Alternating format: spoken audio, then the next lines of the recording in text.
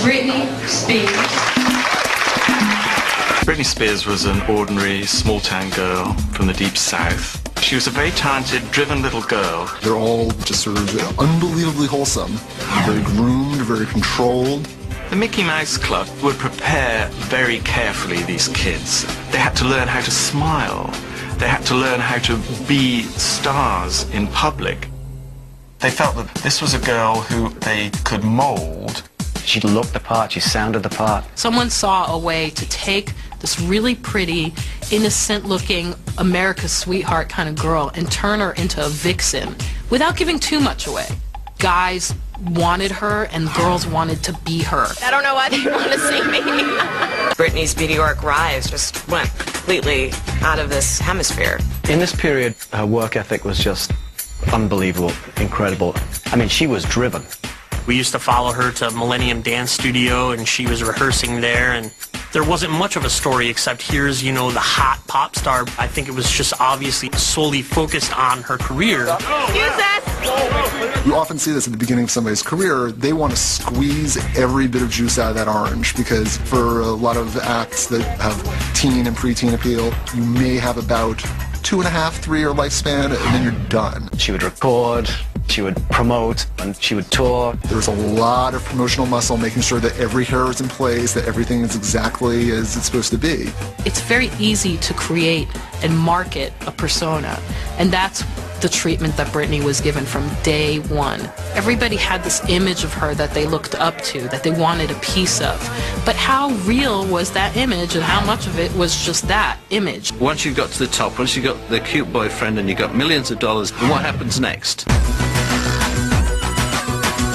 It's nice to be number one, but once you've hit the top, if you've been proclaimed to be the most influential whatever in life, the pressure can be tremendous. Britney had all the power, and the minute she showed that crack in her image, it was almost like people just were like, yeah, let's take her down.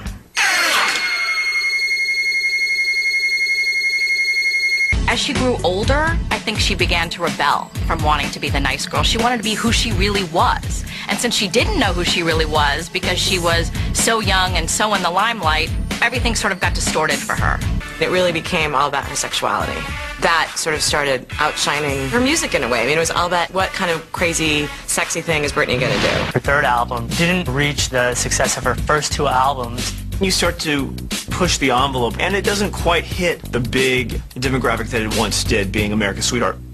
Anytime a pop artist takes time off, it is very risky. People start to forget about you as a musician, as this performer, and then they will focus their attention on the tabloids and personal life. The media started to want to find negative things to say about her. It all contributed to a feeling that here was a girl slightly in decline at this point. And it was a crossroads for Britney and her career and the way that the public saw it. It was the first time when we saw the private Britney intruding on the public Britney. She suddenly wasn't as professional as we'd expect of her.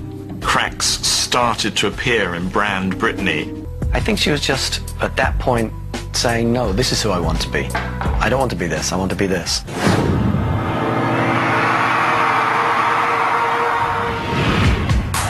The easiest explanation, people were over her. It's the natural life of a pop star. It's sort of remarkable that Britney kept it going as long as she did. Someone should have prepared Britney for the inevitable day when she wouldn't be so relevant anymore. She was absolutely burned out after touring and albums and this whole sort of Britney phenomenon. I'm good. When people achieve spectacular success at a young age, they don't go through many of the developmental milestones that the rest of us have to go through in terms of being able to live effectively in the world. She started looking for fame at age 11, and she never stopped. And she only went up to the 9th grade in high school. She's been surrounded by a team of handlers who've told her what to do on her every move. If you took any girl out of high school, but to Jason Alexander, come along.